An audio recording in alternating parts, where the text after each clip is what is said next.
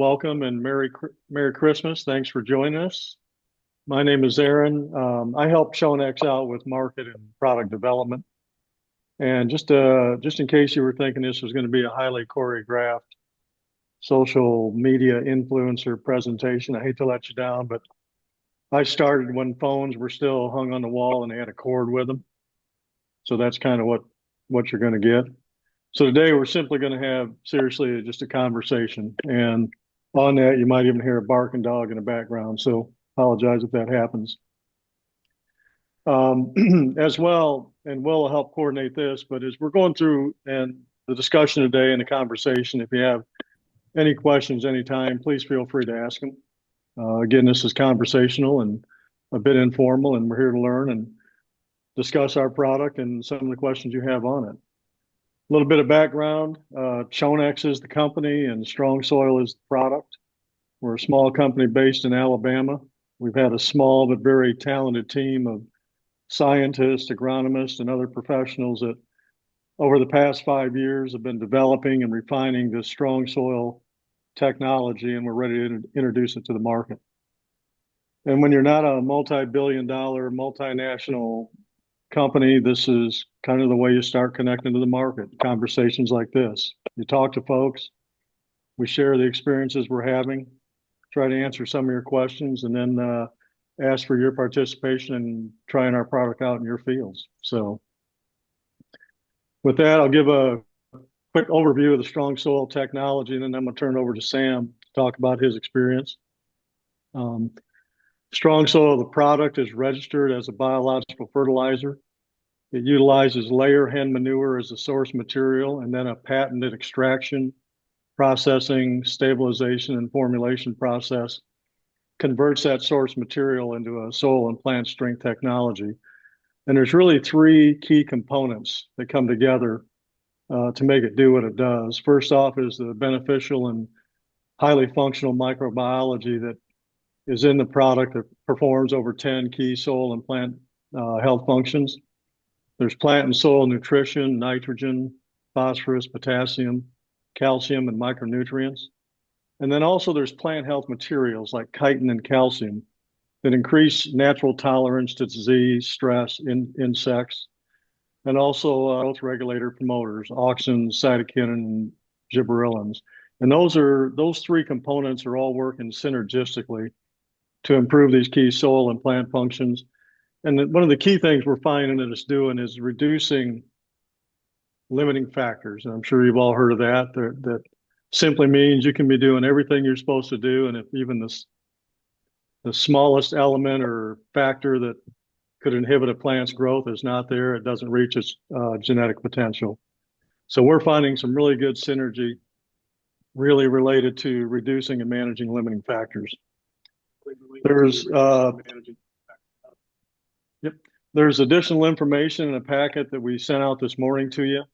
We also have be releasing some other highlights, some field data information over the weekend. So feel free to reach out to us, info@chonex.ag if you have any questions or would like to see some of that material. So with that, I'm going to turn it over to Mr. Sam Gray. He was introduced to us by a friend a while back, and he got a good firsthand experience with our product on some different crops this year in his farm. And Sam, if you would kindly introduce yourself. And Gray, this is my son. He's a junior, so if you want a question for Sam, one of us will answer. A little story about myself. Education-wise, I was a chemistry major with a minor in biology. I went to medical school and practiced medicine for about 30 years, and then we took over a family farm that was traditionally row crops and timber. We diversified our exposure on the row crops and timber into blueberries and then on to citrus. I retired from practicing medicine primarily because of the input costs related to the blueberry operation. And we all along have tried to make the blueberries, like every other crop, more profitable and more productive. We initially were interested in StrongSoil and the Chonex company well before they had a commercially marketable product, and actually became quite excited about it just based on the science of it, having to do with the mycorrhizal fungi, the beneficial bacteria, and the fact that it added chitin and, as well as calcium to the mix. And it was more about not really fertilizing the soil, but it was actually improving the soil's health and the plant health for plant, regardless of what it may be, to be able to better utilize those elements and trace minerals that were in the soil. And as you all know, that a lot of traditional row crop land has been farmed the same way for decades, and is really just wearing it out. And our biggest goal there was to try to regenerate some of the soil. We probably year and a half ago became intimately interested in it, to the point to where we're like, this is so good, we'd love to invest in it. That didn't happen, and we were lucky enough about 2 months ago to actually place a small investment in the company. So I just wanted to be able to divulge that, and that's not the reason that I'm doing what I'm doing. I'm just trying to tell my story. The challenging part of blueberries is that you want to maximize productivity and all the time produce healthy soils.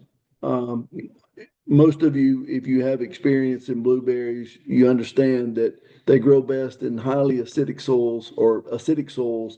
And oftentimes, even though you have all the nitrogen, all the phosphorus, all the potassium, all the trace minerals there that the plant needs, at that low of a pH, the nutrients tend to be locked up essentially and not freely available for absorption to the plant. So it's important to look at not only what elements are in the soil, but what elements and nutrients are in the plant. I think by building a better plant and a better root system via products like StrongSoil, increasing the mycorrhizal fungi, we can improve the plant's ability not only to absorb those elements that are in the soil, but also to maintain a better soil. We had our initial applications were to row crops. We did some trials on cotton, corn, peanuts, and the most outstanding piece of data we had was probably, what was it, 8%, an 8% increase in peanuts based on the treated acres versus the non-treated acres, and that's real money. We were using a 2 ounce per acre application rate, which was, I can't really remember, $14, something like that, an acre application rate. So it probably 10 times returned our investment in just adding that one particular thing to our regimen, and that being the StrongSoil. We also became intimately interested in what this would do on blueberries. We had a variety that was probably, I don't know, it was 8 to 10 years old. It was a very productive variety, and it came into a good market window, although it seemed to have some decline in vigor. It was just fair to thrive, so to speak.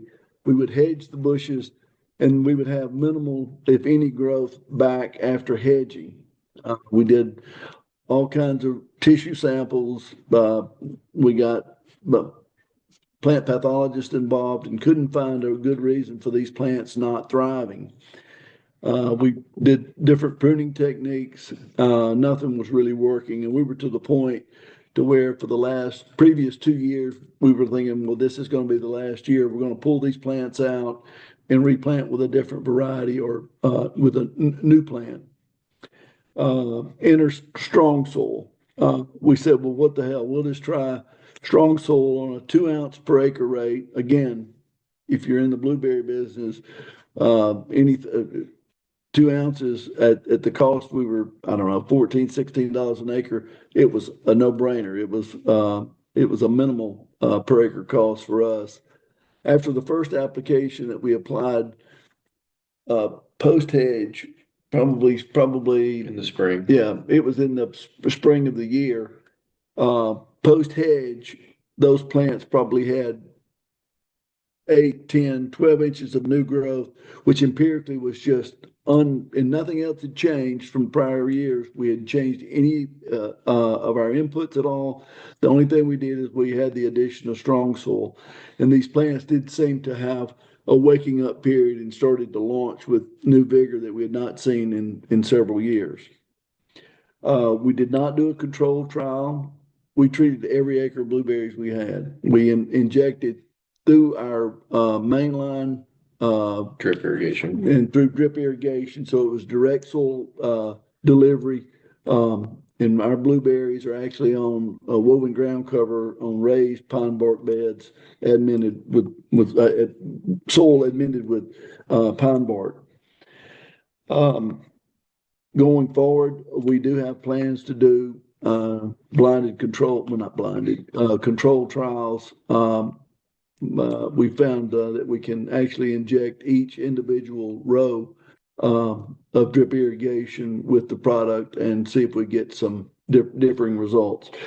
But by and large, I think anytime you look at increasing your soil biology and your root health and your plant health, it's not one and done kind of thing. I mean, I think we had some good results empirically in blueberries. We had some very good data in peanuts statistically, but I think this is going to be something that we're just going to add to our regimen. We're going to continue to build on what our first application has done, and I think that this will be at least a once a year, if possibly not a twice a year application, given the constituent of the products that are included in the strong soil. Not only it's a fertilizer, it has all the additives that we talked about. With the main thing is chitin.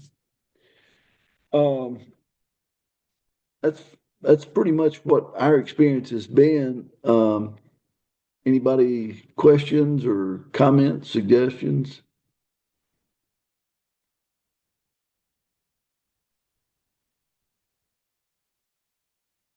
Let's see here. This is soil pH. Did the soil pH change? No. Well, the question was, did the soil pH change with the addition of strong soil? And no, I mean, it's such a minute amount compared to the volume of water and the volume of sulfuric acid that we pump. That didn't change the soil pH at all. StrongSoil WDG has a pH of 7.2. And again, using that at a 2 ounce per acre use rate doesn't have any impact at all on the soil pH. Well, and as you know, if we primarily got blueberry growers involved, the old thought was you need to run your pH down in the mid 4s to mid 5s, and I think people are realizing that we could benefit from actually increasing the pH more toward a neutral, but not neutral, maybe on the more of the 5, 5.5, 5.7 pH range. And I think that also helps unlock some of these nutrients that get, for lack of a better word, locked up at such a low pH.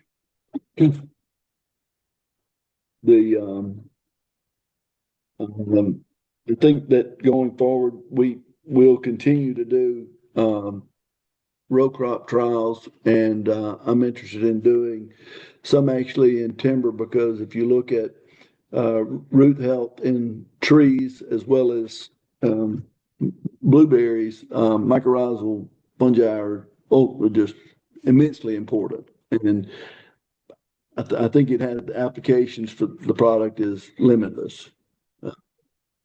If you do a little bit of research regarding what mycorrhizal fungi actually do in nature.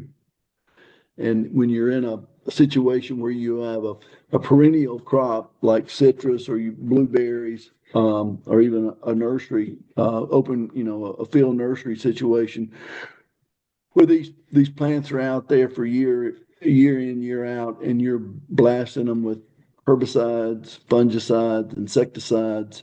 Um, you got to get the soil back where it needs to be. And if you're putting high dose fungicides out, you need to be trying to help that plant uh, be its be as best it can by replacing those beneficial fungi, mycorrhizal fungi, as well as beneficial bacteria, without any of the pathogenic species, which are not in strong soil. It's all beneficial, and it's pathogen free, ARMR certified. Trying to think. Yeah. In your blueberries, was it just drip application? Did you try any foliar? We didn't try any foliar.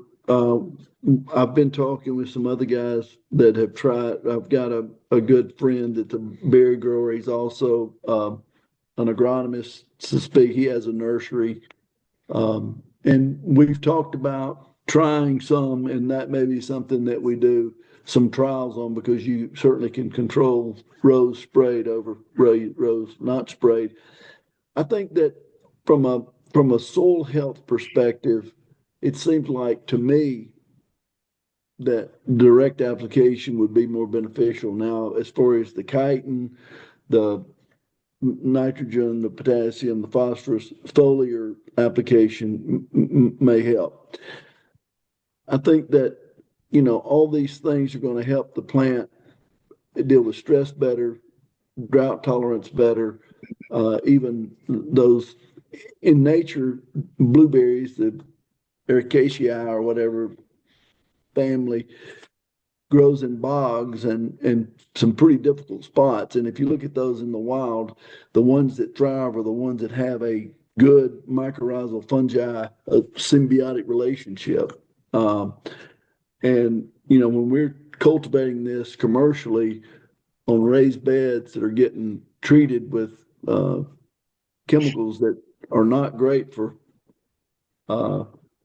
bacteria and fungi in the soil, we've got to do something to try to replace that and get that symbiosis going again, so that the mycorrhizal fungi help the roots to go out and get what it needs from the soil. Because if you can put all the amendments and all the nutrients out into the bed, but if the roots can't uptake that, it's all getting leached out. And somebody asked varieties. The one that had all the root health issues with that we were trying to amend was a Georgia Dawn, and all the other. It's all high bush. So it's Georgia Dawn, Farthing, Key Crisp, Patricia, Legacy, and then we have a couple Sequoia varieties like Pop Beauty, and then we also have new plantings. Like so Azra, and we have some other cultivars: Blue Duchess, Early Duchess, Sweet Duchess. We have Peachy Blue, Sentinel, Optimus, Albus. We have some Crunch and some Grande, as well as Fiesta. But we're primarily a southern high bush grower, although some of those varieties we named are, quote, mid to higher chill varieties. We're like everybody in the business. We're just trying to see what works and looking for the next best thing. We've tried biologicals in the past. We paid hundreds of dollars for a quart of miracle biologics that there's no way that a sealed container that's been sitting in the warehouse for 6 months can notably change and be living organisms in an anaerobic bottle. It doesn't make sense. If you take a dried product like StrongSoil that is essentially been put in pause by the process that it goes through, once it's mixed with water and air, of course, just in your sprayer or your application, those bacteria wake up, and the amounts you can see on the websites and such, they're in the millions. I mean, it's almost immediate within minutes of rehydration of the the wet dissolvable granule WGE. It's pretty astounding. So that makes sense, and I think that, if you look at the science of the chitin and all these other things, the studies after studies after studies prove that this increases your uptake, this increases your ability to tolerate stresses, salt, metals, things in the soil that are not particularly great for plants, especially blueberries. So, I'm sorry. Go ahead. No, this is great. I feel free, others, if you have questions, to lean in. This is pretty much a favor on the part of Sam and Sam Jr. So, any other questions out there? What is?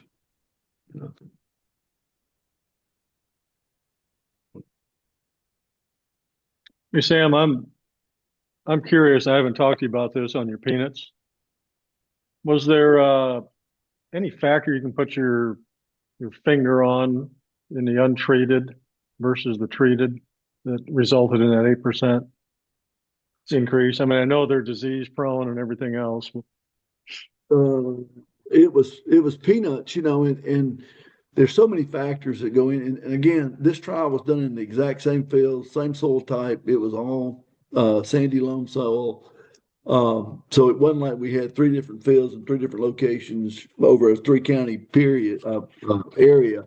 It was all within the same block. And we did a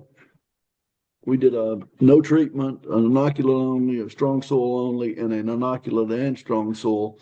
And definitely the strong soil had a significant amount of improvement, but even with the inoculant and strong soil, it was visible the amount of difference between the areas that were treated and the untreated areas. Once the peanuts were plowed, you could just anyone could drive down the road and say, "Oh my God, look at the amount of peanuts." And whether it helps with the nitrogen fixing, I don't know. Whether it helped peg the peanuts better, I just don't know.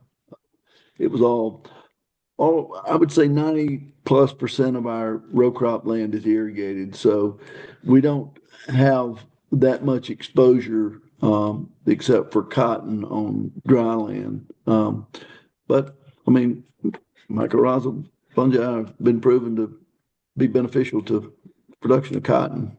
So we had some technical difficulties in our corn planting because soon after we planted our corn crop with the trial, we got, I think, a 7-inch rain. So it didn't really help things. We saw a few percent increase in our corn crop versus treated and non-treated. It wasn't as appreciable, but again, most of the things that we put in row were no longer in row after planting, if you get my drift, after such a torrential rain.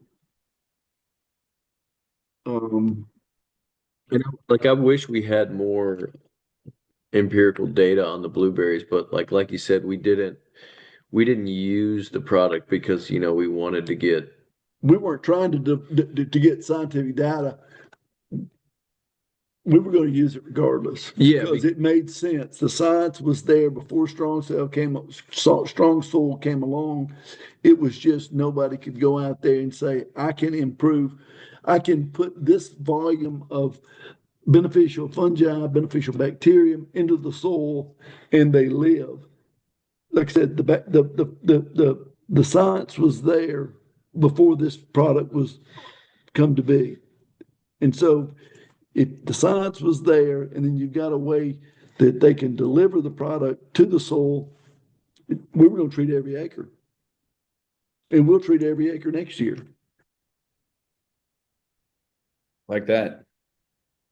Yeah, especially, I mean, it's because it's for the long-term health of the soil, but then even from your experience with some citrus growers in Florida and how they saw increased, early stage growth, and sod farmers that are thinking they're going to be able to turn over sod quicker, that's really helpful in a specialty crop when you plant something and you can get a measurable increase in that root health and the plant health, not only because if you have a wind event or a stress event, it's not going to die, but also, if you can get, a fourth year, a 3-year plant that is kind of producing like a 4-year plant, that really helps with your return, where you're just getting more yield off of those plants sooner, which, that's kind of everyone in blueberries knows there's so many different factors that it would even be hard to trial if we had the, ability to even run those kind of trials. But we're not as concerned about it because all of the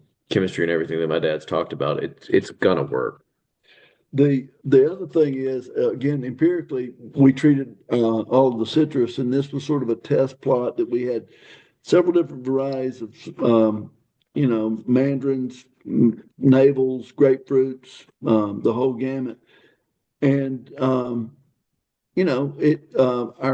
our production seemed to be at least 2 weeks ahead of most growers, like in the area, as far as regardless of the whether it be a mandarin or a navel, it seemed like we were ahead of the curve on production. Mostly measured by bricks, right? That's because you basically wait for a citrus to like it's ready and it can color up, but then a lot of these plants you sit there and you wait for, is the bricks appropriate for the market? And we have Is it sweet enough? Yeah, and so we've seen that we're, 2 weeks versus our surrounding farmers that our cashews or our navels are at the correct bricks, and we think, anecdotally, that's the chitin that's kind of pushing that bricks, which is I think you'll have studies on tomatoes that shows that it increases the bricks, and it is beneficial, on blueberries. I don't know if, the market really demands it to be a certain bricks like it does in citrus or in other fruits, but it's something that is helpful. Yeah, we're doing it mainly on the blueberries, not necessarily to change the fruit, but actually to help the plant. Because again, the input cost in blueberries are quite expensive, and it's not like, well, if this doesn't work, we'll rip it out and just plant some more. Well, you won't be in business very long if you have that attitude. So, what we're trying to do is have marketable varieties and continue to keep them healthy for as long as we can. And again, the science is there, and it seems like the delivery system is here. So, this is something at the cost per acre. It's I don't see any reason not to do it, because I think that it's not just a one and done product. I think this is something that is a continuation. It's an additive effect as far as the soil health and plant health and root health is concerned. What do you think that 2-week advance in your citrus would be worth economically? It's all about market windows, and to be perfectly honest with you, the citrus is something that's a new venture for us, because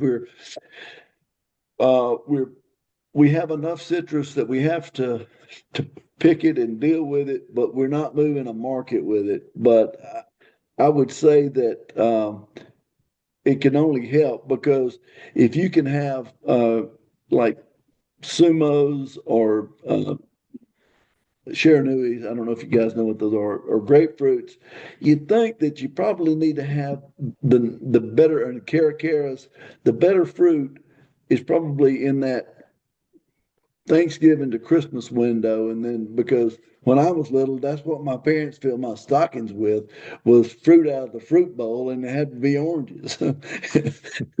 But we really don't. I mean, we don't have enough experience with the market to know, if being early would even be helpful. It was more of just an anecdotal, like, hey, I think chitin might be the reason why we're pushing bricks earlier than anybody else around us. But it does make sense that if you have in an area, say whether it's Georgia or Florida, and let's take a variety that normally comes in, say, this week, and everybody's got their crop ready to come in this week. Well, if you had that same crop and it was ready 2 weeks ago, if you're the only one with it, there's probably going to be a premium associated with that. Yeah. Because when everybody's got the same fruit, I can tell you in most markets that product price is going to be lower. If you're the only one on the block that has that particular fruit variety, and again, it'd have to be a desirable fruit variety, you're probably going to reap a premium. And then we have 120 acres of blueberries, 6 acres of citrus, and about 2,500 acres of row crops. Awesome. Thanks, Sam.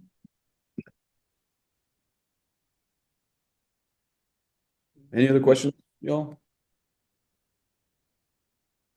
Another thing that I'm thinking about is, we talked to an old UGA scientist, and he came down and looked at our product, and he talked about a couple of Florida growers that just how expensive bark is in Florida. And so like where we are, bark is getting more expensive, but it's less expensive than trucking it down to Florida just because there's so much, pine timber.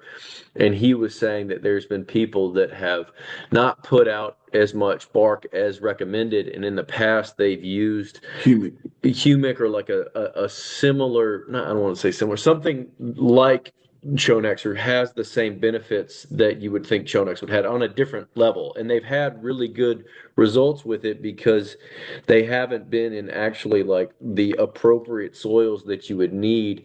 And by adding, a different kind of additive that has similar, I guess, like characteristics, but it was much more expensive. The amount tremendously more expensive. Tremendously more expensive. The amount that you had to put out like didn't really make it like realistic. But it was a guy that I think has tried to keep doing it just because he didn't want to put the mulch out. And another thing is when you look at some of our older plantings, that the mulch kind of like eventually goes away.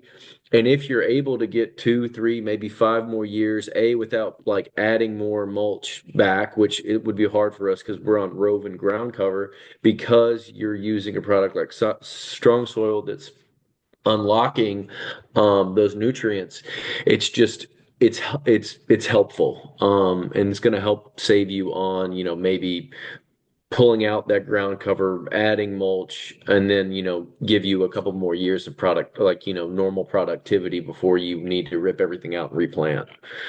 And I think agriculture is a tough place to be here. Commodity prices are not great, but if you look at most of the inputs on most, whether it be specialty crops or conventional row crops, the cost per acre here is really, it's a bargain, as far as I'm concerned. I mean, you're talking about $10, $15, $20 an acre application. That's pretty small. If you can get the kind of returns that we're thinking that we're going to get, and like I said, I'm basing most of that hard data off of peanuts. If you can get a 400, 500 pound per acre on peanuts, and you go from producing 2.5 to 3 tons of peanuts to 3 to 3.5 tons of peanuts per acre at $550 a ton,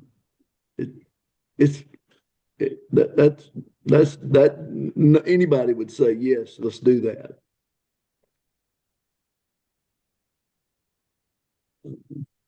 And I think it's easier probably in some of these annual crops that we've seen such an improvement in one season, is because it's planted, it grows, it's harvested, and you immediately have data. Whereas with the blueberries, which really are a shrub, but let's say it's a tree, I don't think you're going to see in a 3-month, 6-month window, oh my God, the production was up 10, 20%. I think this is something that's going to take 1, 2, plus years to actually realize the benefit.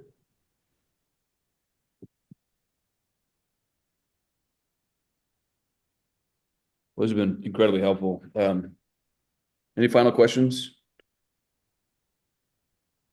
Aaron, do you want to take us home? Well, I do have, just want to add a comment, kind of relative to some of the results you're seeing, blueberries, peanuts, and just like we see in a lot of the folks we're working with and in other crops. And we hear a lot of that same thing. And what the scientists are telling us that look at this as well is while they can't exactly pinpoint what's the common thing that's producing the yield in peanuts or improving blueberries, what most of them are kind of leaning toward, and we really are looking into this and understanding it better, is that they're saying it's that breadth of functional performance that the products bringing to the table.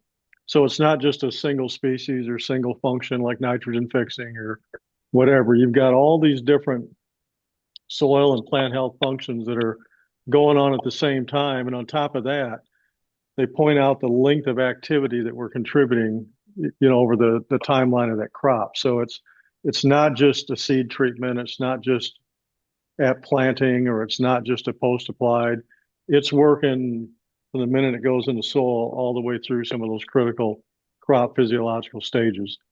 So those are some of the things obviously we're going to continue to dig into, but that seems to be the differentiator product and why it's working on a number of crops and a number of, soil types, environmental conditions, on and on. So I think we're going to learn more as time goes on, but that's kind of the thing that just keeps sticking out from everybody. So, and on that, just a good example, like when you talked about the pH. Well, if you take a pH of 5, I mean, your soil colloid is consumed with half of its hydrogen. So it's taking up space for everything else that's going to attach to it. You get to a 7, it's neutral, right? It's full. So this is where, again, some of that breadth of functionality from nitrogen fixing, but also nitrogen cycling, and then potassium and phosphorus solubilization. Those might be adding to those acidic soil, performance factors. So, yeah, I mean, I think that for blueberries, that definitely there's a great study or depiction from the University of California, and it has every nutrient from nitrogen down to magnesium, and exactly the availability of those nutrients at different pHs. It's on a bar graph, and it's really sort of eye-opening. And I think that, like you said, if you can be more efficient at going out there and grabbing those nutrients, I don't care how much you pump in the soil. If it's locked up, it's not getting to the plant, right. And you've got to build a better way for that mycorrhizal network to go out there and get this stuff before it gets bound up or after it gets bound up. And the key thing is, again, going back to limiting factor, if it's the smallest amount of input or whatever that's needed, if the plant doesn't get it at the time it needs it, it doesn't reach genetic potential. And right. And again, I think with that functionality and the breadth of it that the scientists are telling we're dealing with here, that's one of the big contributing factors that StrongSoil is adding to the mix. It's may not be making all of it, but it's improving the amount that would not have been available at the time, and it's enough to help the plant do its thing. So, Sam, will you be considering any foliar application on blueberries or other crops next year? You said foliar? Yeah, other than irrigation, I'm just wondering if a secondary application, not to replace the irrigation, but to complement it. I'm just curious what effect that might have. Yeah, I think that yes, a foliar could work. I'm just wondering. Of course, when we come over foliar, there's a good bit of that ends up on the ground, and I got mixed feelings about it. I think it's another way to apply the product. I think that most of the product is probably going to be helpful from the nitrogen, potassium, phosphorus, and the chitin. I don't know about the survivability of mycorrhizal fungi and these beneficial bacteria sitting on the top of the leaf and a dry, being dried on the leaves, if that's going to help, is that going to impede their survivability as far as improving the soil? Not to say that those things that I mentioned about being absorbed foliarly are not going to be helpful to the plant, but I think that the benefit of those fungi and bacteria might not be as great with a foliar application. But I think that there is a place for foliar application for biological, yes. Well, and especially now with our chitin calcium ratio in that WDG formulation. And one of the things, and we'll ferret this out over time, but you make perfect sense. Obviously, the more we can get into soil, the quicker and better that's going to do as far as, accelerating change there. But we did see very, very nice results this year with a split application at 1 ounce, soil applied 1 ounce at, as an example, V4 on corn or pinhead on cotton, whatever that key, physiological stage is for plants. So, and I think again, that goes to, it may be different for somebody that's a severely degraded soil. They may want to go 2 ounces in the soil, Yeah. 1 ounce over the top, to get that plant benefit. But yeah, but again, I think there's different ways of doing it. Most blueberry farms do use herbicides. They have directed herbicides under the plant to keep the competition of weeds, herbaceous plants from, taking advantage of all the nutrients in the soil. And the good thing about this product is it's been tested with numerous herbicide mixtures. So there's a pretty good chance, rather than running through the drip this spring, I will probably, as I do my spring application of herbicide and pre-emergent herbicide, I'll actually put the WDG StrongSoil in the spray tank that's actually directed under the plant, so that root zone will be treated over the top, and then we'll water that in as a different way of doing it. So yeah, I think there's not only through the drip direct soil application, you can deliver it over the top of the raised beds, and then foliar application. And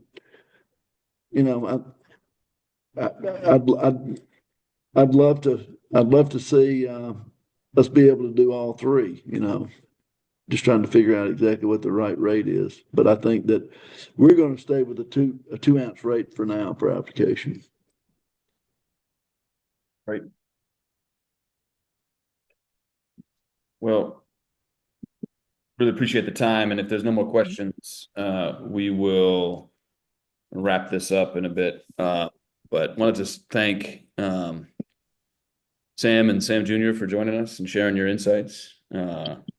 We've got we and I will say, and I say this a little jokingly, but you have farmers like that try this and they're like, they figure out, hey, this stuff works, but I don't want my friends to know about it, But in the blueberry industry, we share information pretty freely, and I strongly believe in it. But go ahead, I didn't mean to interrupt you. I just wanted to say that. Well, I appreciate that, sharing the tips, and that's a real kind thing to say.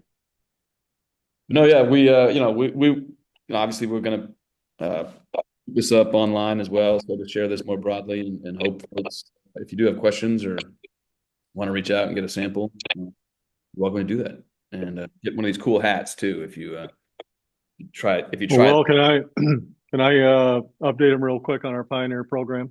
Yeah, Aaron, of course. So we know the only trout really counts is the one you folks do on your farm. So we are offering a program that allows you to purchase StrongSoil at a discounted price to try it. We call it our Pioneer program, and we've got 3 different packet sizes that range in cost from $225 up to $2,400, and that'll treat anywhere from 12 to 360 acres. So it'll give you a chance to evaluate firsthand on your farm and hopefully not break the bank. So we'd really be appreciative if you go to our website. We've got the program details on there and place an order. And like Will said, we're giving a cool hat for any order. And if you order the 20-pound pail, you get a 12 Kansas City steak burgers shipped out so you can enjoy. I mean, you got to eat while you're trying products out, right? So anyway, with that, we hope you'll consider that. We've got a number of people that are doing it. The 5-pound container seems to be real popular. That gets you 40 to 80 acres, and we'll go from there. It's been a pleasure talking with you. Aaron, I just want to say one last thing. I had some notes written down here, and at the bottom of the list, the one thing I wanted to say is do your own trials. If you don't believe in it, do your own trials. And like I said, Yeah. what have you got to lose besides improvement? Yep. Love it.